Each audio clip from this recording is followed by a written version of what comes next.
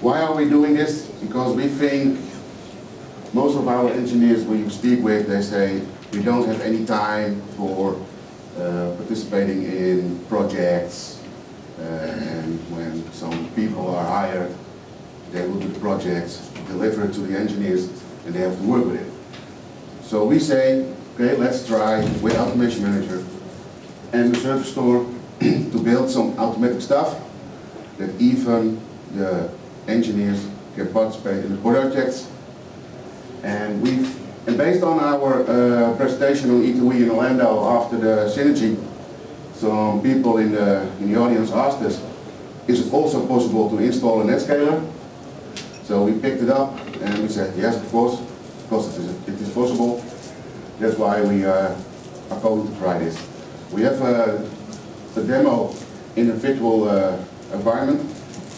I hope it's going to work, especially because it's still a demo in a live situation. So we can just, before we go on, we can start the implementation. So I will show you what we did. First of all, we built our modules based on the information we need for receiving the right vCenter information. When big companies have multiple hosts, we want to receive the vCenter resources from our environment.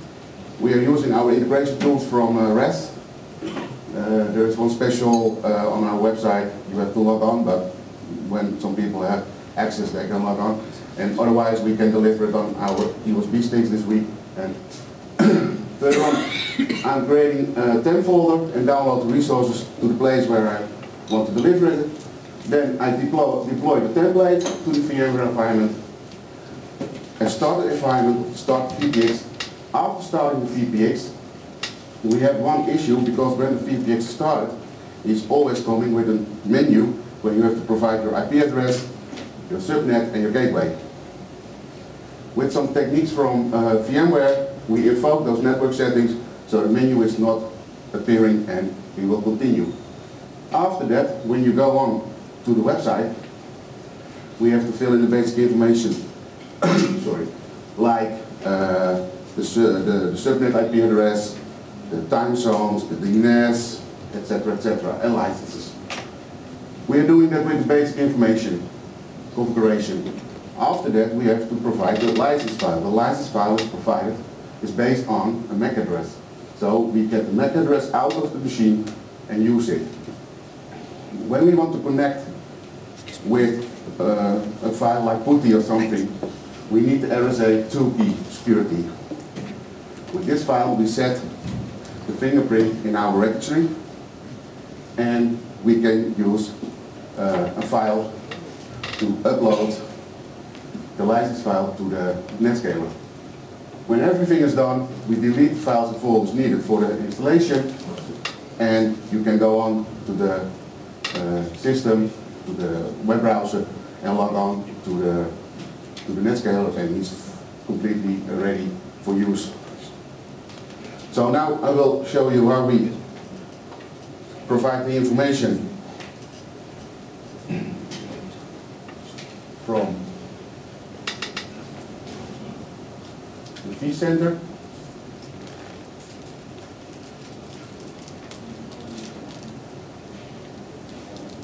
When we are on the Service Store, we can provide the host name, and we can choose which version of the NetScaler we provide. And here we received already, we did it before the presentation, we received the information from our vCenter environment on which host, which data store, and which network we want to use. If we continue, we can fill in the NetScaler IP address,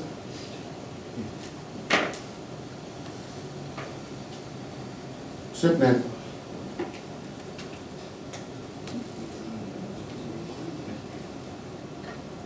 gateway of the environment,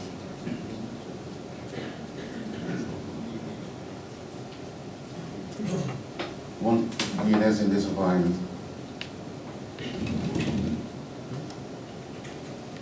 then we fill in the subnet IP address of the NetScaler,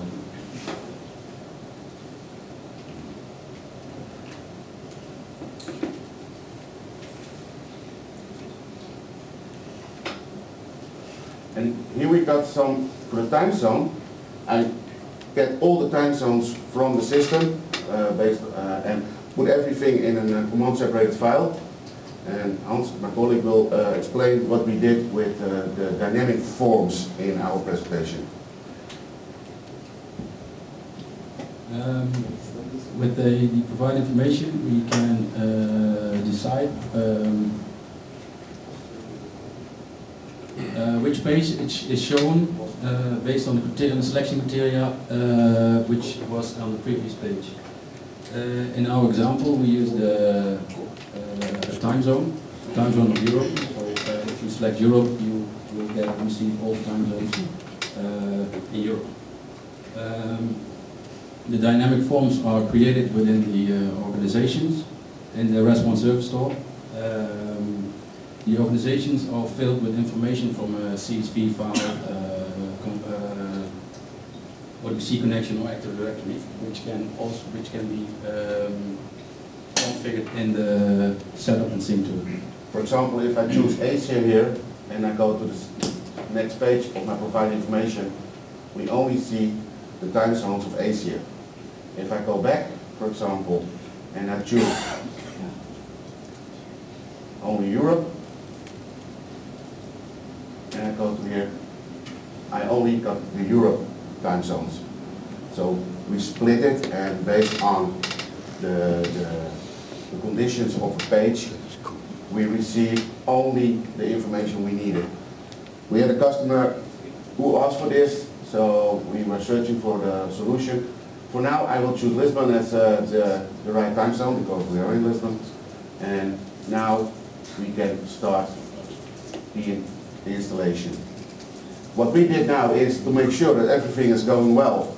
We can check if all the information was okay.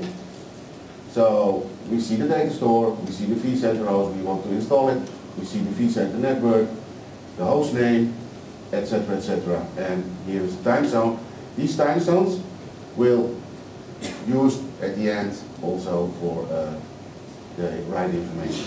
So when we approve this, we can continue with the installation.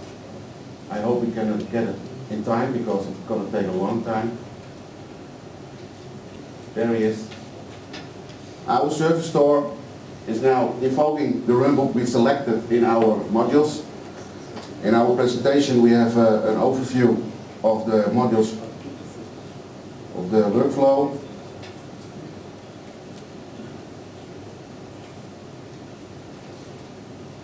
Just what we told before. We started delivery of the service. Then we invoke the runbook to receive the vCenter resource information from our environment. Here we got the provide information. And because we want to use the situation that we want to use pages with provide information, we have an attribute for the time zones. So when this is selected for Europe, there is a service attribute set that we can use this time zone. Here's the proof transaction we just saw to see if every settings were okay. And here are we now. This one is running now, the install and config NetScaler. And that's going to run a long time. And what I said before, one of the difficulties what I had with creating this runbook was especially what's happening when my system is coming up and I had to invoke the IP address subnet. I did it with a special command because in VMware you can use an advanced setting from the machine and then invoke your IP address with a machine ID. If some people want to see that after the presentation, I can show them the PowerShell script we use for that. Then we had another difficulty because we want to have the MAC address from the system, because after we are installed it, we have to go to the website of Citrix to get the license. In this demo, I already provide MAC address in the info runbook, so the license is still available and I can use it.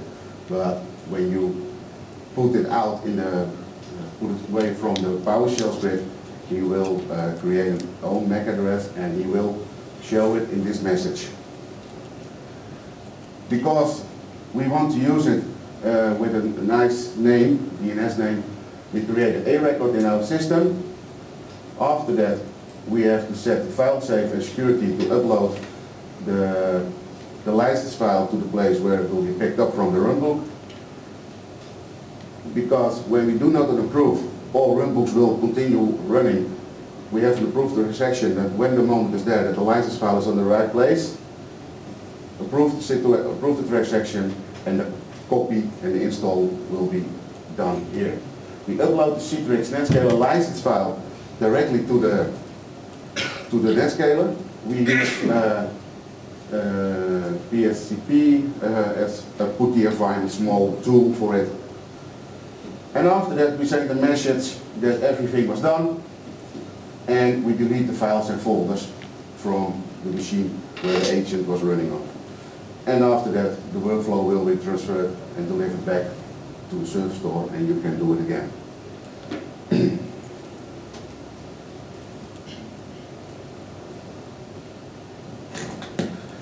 What we are building right now is, after the installation and configuration of the machine, there will be also a new environment, a new runbook or a new servers or a new server in the server store, where we can choose with our dynamic forms is DNS load balancing, Active Directory load balancing, storefront load balancing, secret gateway configuration, web server load balancing, and what we just figured out a couple of weeks ago, rewriting the REST1 server store URL.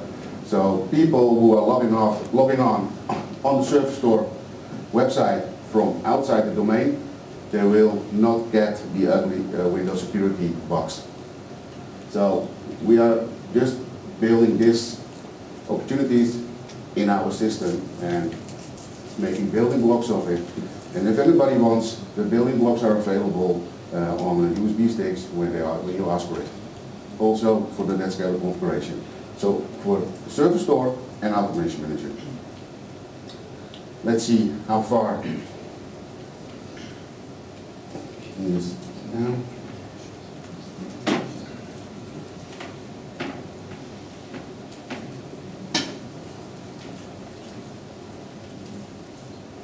Right now the deployment is ready. He's now invoking the machine. He invoked the IP address, and we have to postpone the job for 5 minutes because we have no agent on our NetScaler from REST. There is no AM automation manager agent on the REST on the NetScaler virtual machine. So he never knows when the machine is up. So we do a postpone of 5 minutes, waiting that the NetScaler is finally up and running. And after those 5 minutes, he's continuing with the following module in my runbook. And here we do the basic configuration. He's almost there. Here we got the tasks. I cannot show it because it didn't run yet. So we have to wait for a moment. Are there any questions right now? Yes? Does this also work on the NetScaler MPX, so the physical device? The installation, of course, not, but when you... The configuration. Everything, the configuration is done by the SSH scripts. So yeah, when you can connect to it, you can do everything you want. Do you really need the server store? Because we do a lot of NetScaler implementations, and I could imagine it for us to be much more, much faster and easier deploying a NetScaler configuration with complex settings, using, for example, a trial license of Automation Manager and just opening up the runbook, filling in some forms. And yeah, you can do it also only with Automation Manager, but it depends on what you want to give to your IT engineers. Mm-hmm. If you've got IT engineers with not many experience, you can give them the server store, they only can fill in the information they want. Yeah. And they can do it from everywhere. Mm-hmm. If you have Automation Manager, you also always need the client of the console. And then you have to make sure that you got the right security in the console. You cannot see any modules or runbooks, so you have to make sure that the console is closed for them. With the service store, you can say, okay, I just deliver my service, with that kind of information, and they're only allowed to do this information to fill the information you need. But yeah, based on everything, all the service store is just running the runbooks. Basically, everything is built on a automation manager, and I can also show you when we go to the modules, for example, because he still runs. If we see, for example, this one, this is just a PowerShell script. And he is invoking with a special, a new advanced setting. And here we are filling in the machine ID before we are doing it, before starting it. And with this one was very difficult to find. With this ID, I get it to remove the start menu with invoking the right values. And you see, I use everywhere just to snap in and contact my vSphere server, and then I run my PowerShell script. If I talk to the NetScaler, for example,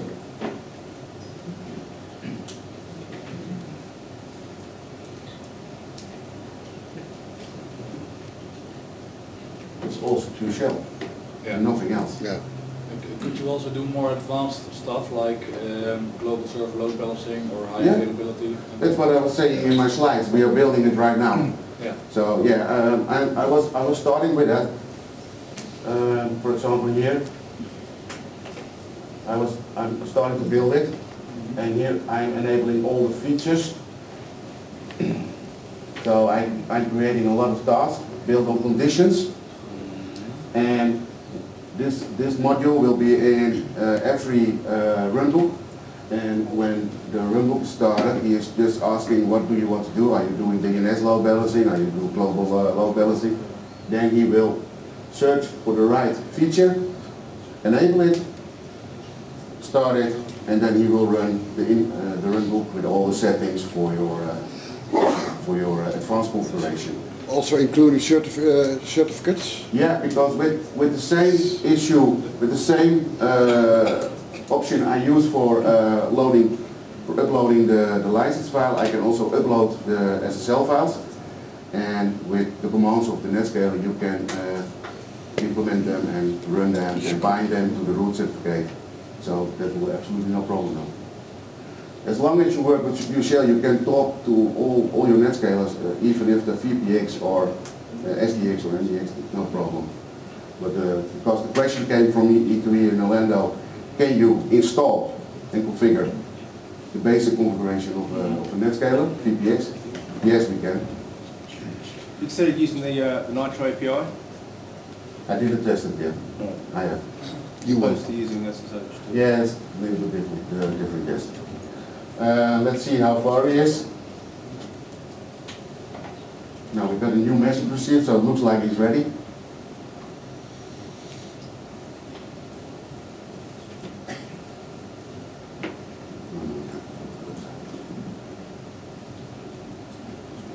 So now we have here a message with the right information. Then I put also the URL in, so you can directly go to the license file. I showed the MAC address, but on the secret website we need only the numbers. So I made a substring to put out the dots. So when you copy this, go to this website, you can ask for your license file. If we now close this, and here we got approved, and here we got the folder we can use to put the license file in. So I will open the folder. I put the security because it's just for the installation, and after the installation everything will drop. I put it a share with full control for everyone and security for full control for everyone. So I go to my license file, copy it to this place, and then I can say okay, approved, because I placed my license file in it. And now he will start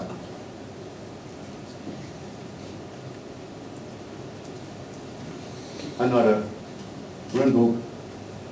Yes. Oh, sorry. Yes. Yeah. Is there also an output about the NetScaler host name because of when you use only the NetScaler gateway in the host name for the license? Yeah, that's when you're using the gateway. That's an advanced configuration. So when you are building an advanced configuration for your gateway, then you can also retrieve the host name. But the host name is filled in the provided information, so you always know it. Sander, is it possible to give to my approver a provide information page? So when me as a user, I request a service, then my approver has to add information to my request. Is that possible? Yes, you can do an approve, and in the approve you can provide information to somebody else. Yeah, and then he will receive an email or a message or anything like that. Because I'm not running on exchange environment in this situation, I cannot send emails. But if you continue and search in our site, there are a lot of service tasks we can use, and also the approval by somebody. Let's say I'm asking for a NetScaler with my information I'm asking for, and somebody of the VMware guys has to approve it. So then there is a message to the VMware group. They will see the message, they will approve it, and then my NetScaler will be... Yeah, but in my scenario, for instance, the VMware guy has to provide the IP address that we're going to use. Yeah, you can. So the first page I request the NetScaler with all the settings, but the VMware guy, who is the approver, needs to fill in the IP address. Yeah, of course. Okay. Because when I do a provide information, when I do approval, after approval, I can also say I want provide information for that user. Then it's not the requester or the subscriber, but somebody else you select from your people. The actor or somebody else who is available for the approval. Okay, good. As far as I can see, it's finished now.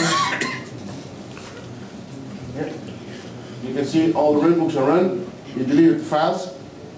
If we go to the website of my service store and I continue to this place and I say open, help me out. And we are in. And we don't have a startup screen because everything is filled in.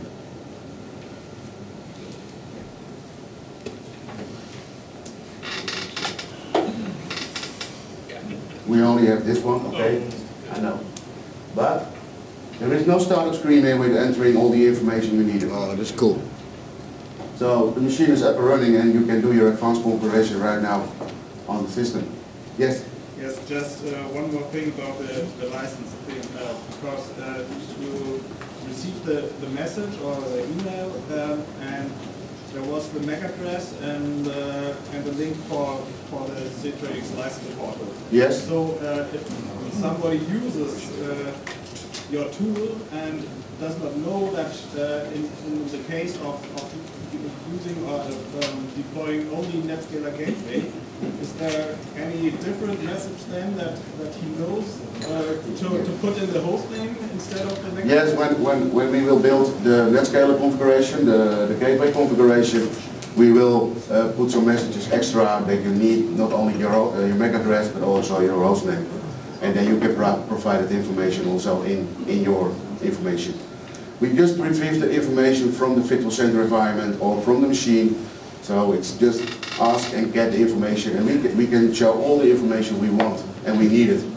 So if we are building an advanced configuration for the gateway, we will receive the information we need for filling in our license tool of Citrix. So yeah, definitely this machine is running it now, and if you build a new service store, what we are building right now, then you can start working on it. So if there Are there still any questions?